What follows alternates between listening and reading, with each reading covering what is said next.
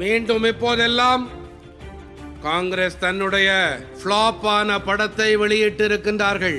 காங்கிரசுடைய இந்த படத்திலே 2 வசனங்கள் இருக்கின்றன. முதல் வசனம் என்ன தெரியுமா? மோடி வெற்றி பெற்று விட்டார் என்றால் எதேச்சாதிகாரம் வந்து விடுமாம். இரண்டாவது, மோடி வெற்றி பெற்று விட்டார் என்றால் இடஒதுக்கீடு ரத்தாகி விடுமாம். ஆனால்